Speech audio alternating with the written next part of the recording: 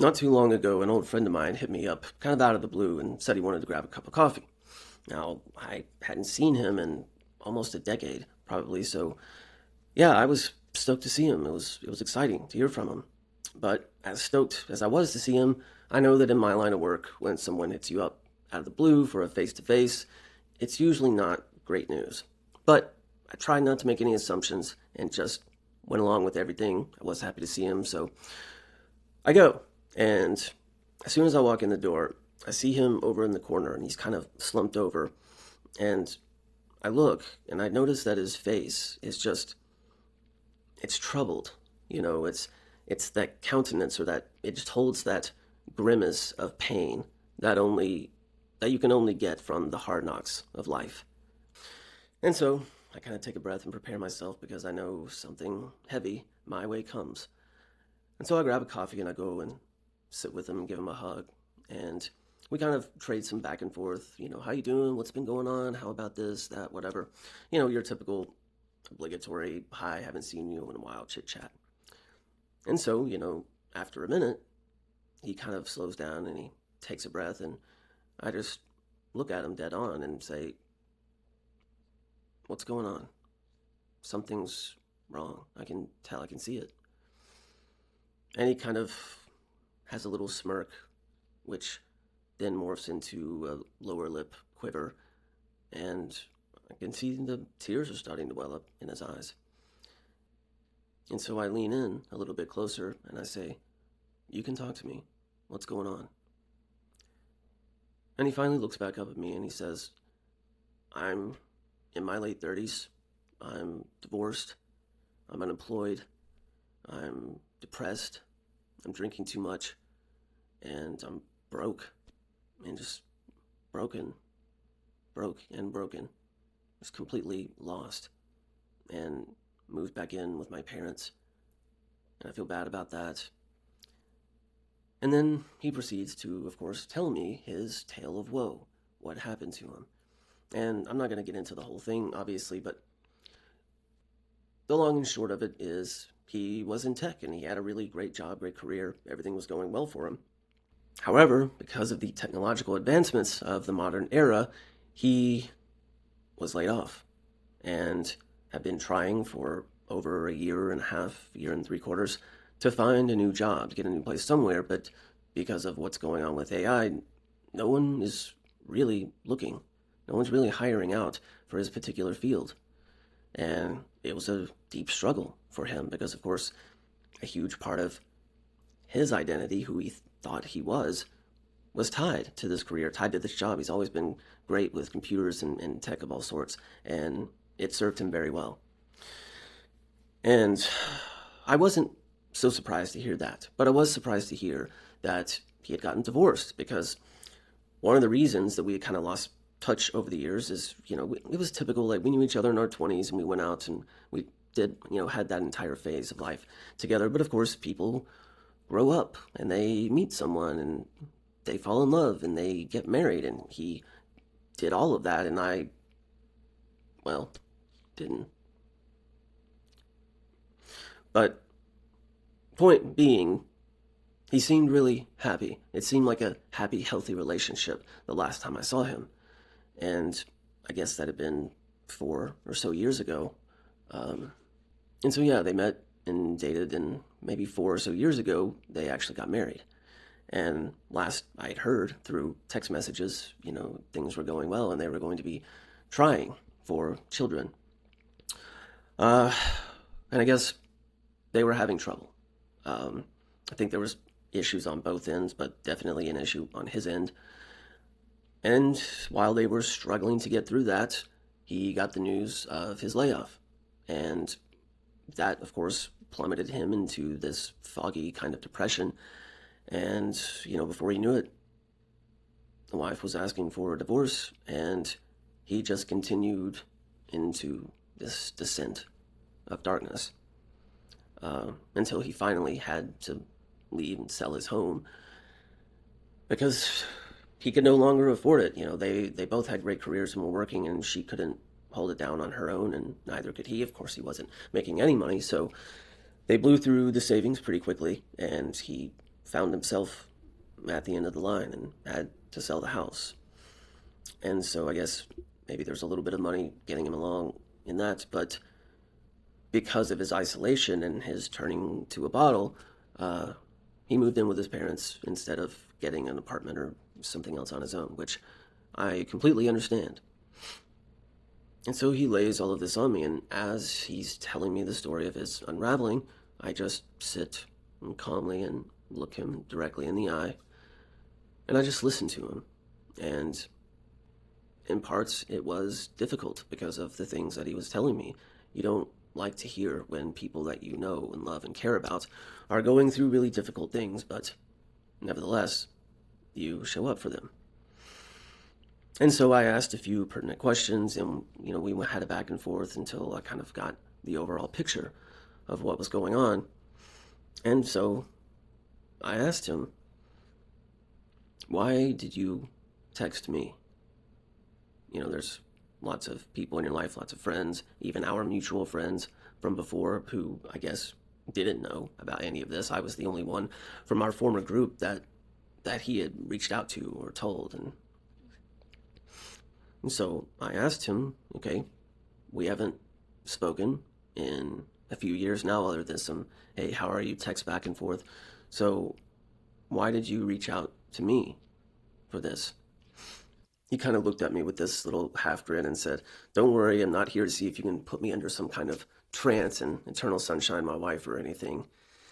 He said, "Nor am I here to use you or try to get free session work or anything like that. I'm not even asking for your advice. Although if you want to give it, I'll certainly take anything I can get right now. But no, that's not why I called you or why I asked you to meet me." And I paused for a moment and I said, "Oh, okay, why is that? Why did you call me? Why did you ask to meet face to face?" And he took a sip of his coffee and set it down and he looked up and he said, "Because I wanted you to see me." Okay. He said, "No, I know that sounds weird, but I knew that you could see me and I knew that you would see me." I said, "Okay."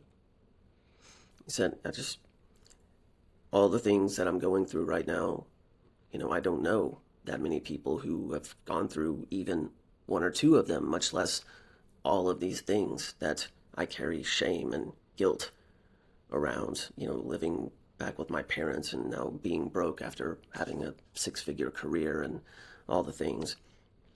And he said, "I don't know that many. I don't really know anybody that's been through those things. And even if people have been through those things, they're not honest about it. I don't know that about them. We don't have that kind of relationship." And he said, "But you have. You're the only person I know that's been through these things. And, not only that, but you now go and try to help other people through them. But that's not why I called you. I called you because for my entire life, I have felt like a ghost to people. I've thought about this a lot since I've moved back home and I watched my parents at this age and in these relationships that we're in now with one another as adults. And I can still see the neglect from them. Of course, he grew up in a home where his parents both worked very hard and they were very emotionally unavailable, and he really had to overextend himself to get even, the bare minimum of attention and nurturing and love. And so he said, I watch it every day. I see how they either don't recognize me or the relationship at all, or they seemingly go out of their way to bypass me. And I can feel the automatic reaction to that of trying to please and trying to overextend and trying to pour out and pour out and pour out onto them, hoping that they'll just even notice me, the real me. They haven't even asked me any details about all of this that's going on. I mean, they'll ask, "Hey, how you doing today? Did you eat?" Things like that, but they don't even want to know what's actually happening with me, my own parents. And it's I can see the way that this is played out in all of my relationships. I can see the way this played out in not only the way that I lived with my wife, but my even, choice, my picking her someone who neglected me almost from the word go and who was emotionally cold to me. And I was always trying to overcompensate to win her love. And it was you that actually first told me where that came from, and that I chose a relationship and a person who I'm trying to get completion from her. I'm trying to get the love that I needed from my parents, from my partner, my spouse. And it's helped me also to accept my responsibility in that and in the failing of this marriage. And for context, he had texted me a few years before. This is before they got married, but just in the relationship, and told me some things that were going on. And we had a conversation about it on the phone, and I told him some things. I had honestly forgotten about it until he brought it up. But he said, no one has ever really seen me, the real me. And now with all of these different things that I've been through, and knowing that other people have not been through those things, at least that I know of, and have a capability to understand what that is. I don't even understand what it is. But he said, you do. And I know that you have the capability to actually sit down and see me, all of me, for who I really am, with no mask or no pretense. And I feel like I'm at the end of my rope. I'm at the end of the line, and I keep thinking about, if there is no tomorrow for me, how I went through my entire life as a ghost, an apparition who no one ever really knew or saw. Not really. And he said, I couldn't bear that.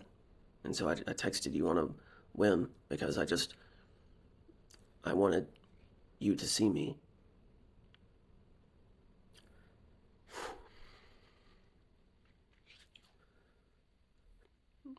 I immediately apologized to him, because I had to tell him, what I was thinking on the way over, which is, just wondering what the trouble was going to be and what am I going to have to deal with and listen to and all the things. And I felt appropriately terrible. And I did apologize to him, which he accepted and said it's not necessary, but it was. Because I should not have had that posture, and not because I've been through this or that, or because I do something as a career, but because I'm a human being and a friend, or at least I should be. And that's what he needed. But graciously, he stopped me and he said, "No, man, it's okay. You did what I needed you to do. You gave me what I needed, which is your attention and your care, your interest. You were able to watch me at my lowest, when I can't even stand to look at myself in the mirror. And thank you for seeing me and hearing me, and not just blowing by another everyday conversation." It's no secret that we are living in times of great sensitivity, times of trouble and heartache, times of sorrow. There's a lot of people hurting out there, a lot of people who are going through very similar things that my friend was and still is going through. And there are people who maybe don't have it quite that extreme, but are still going through things that are rocking the very foundation of their life, or who they think they are. And of course, there's people the world over who are going through unspeakable tragedy. Tragedy that many of us couldn't possibly understand, certainly wouldn't want to. But one thing that I do know in these times of great peril and trouble, it's hard. It's so hard to understand how and when we are supposed to be and how we can show up for friends, and using discernment on when the right action is this, or maybe when it's that, or feeling helpless. I mean, on the global stage, we're hearing of unspeakable acts that are occurring. And so many of us, we have the hearts to want to do something, to want to step out, to want to help, but we feel helpless. Like we're stuck in this powerless vacuum that is just fraught with evil and corruption. And yet, even just saying that feels like a lame excuse. So as to be able to sit here another day and fumble around on social media. I don't pretend to have the answers to that. I wish I did. But one thing that I do know that my friend taught me that day, or at the very least reminded me, is that I can listen and I can see people, and showing up not the way that I did, with arrogance and selfishness, thinking, what is this going to be for me? But actually showing up with a clear mind and an open heart, ready to actually not only hold a space for somebody, but to see them, not the mask that they put on, not the Instagram reel that they put up in the highlights, but really see someone rolling in the absolute ache of their suffering, and to hold that, to take it in, and to just be with that person. Now, I'm not saying that everyone can or should do this. There are some people that don't have that capacity, and that's fine. That's okay. But there are many of us that do. And I'm sure there are many of you out there that do this every day. And hopefully did it better than I did. And to you, I say cheers and thank you. But I just wanted to, as I'm reminding myself of this, to, I guess, set a reminder out there that in these times where loneliness has been declared an epidemic because of our social disconnection and our interpersonal disconnect, that at the end of the day, we are still living, breathing human beings, and we have the capability to not just listen with our ears, but to open up and listen with our hearts. And that's something that we all intrinsically understand. Why? Because, like my friend, we all desperately, in one form or another, crave to be seen, to be known, to take a stand 10 toes down and say, it is not an accident that I am here. It is not a mistake that I've made it this far.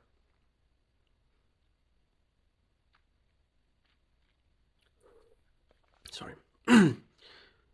Because I know some of you out there are going through times such as this right now.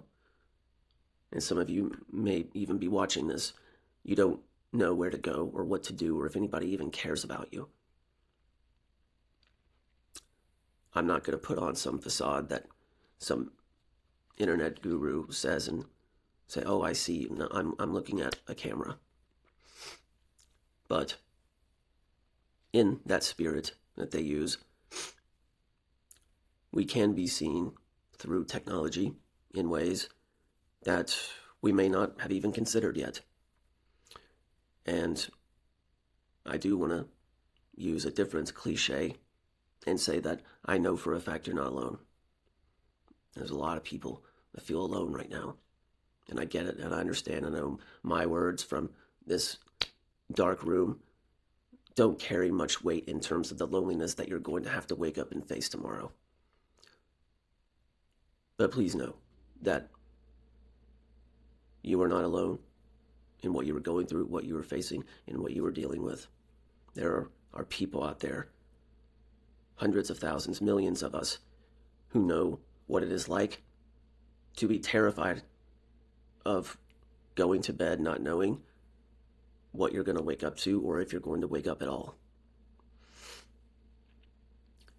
But I will say, if you are one of those people that feels like no one is seeing you, that you are the unseen,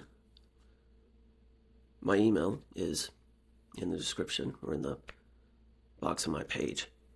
Send me an email. And obviously I can't go and meet you for a cup of coffee, but I can sit down and I can read your words and I can respond to you. Maybe that's my arrogant way of trying to make up for how I failed my friend initially. I don't know, but I don't know. I just thought of it. So if you're someone that feels like they don't have anyone, reach out. I'll talk to you. But anyway, this has gone way over. I just wanted to share that story. It's my friend. Reminded me of who I really am and who I'm supposed to be. And that all of us, each and every one of us, have a story. It's not a mistake that we're here. We have something to contribute to this thing we call life, humanity. And that is special. And that is sacred. So, wherever you are in the world, I send you love and healing. Let's be sure that as time moves forward, we take time to see ourselves and to see one another. Okay. Be well.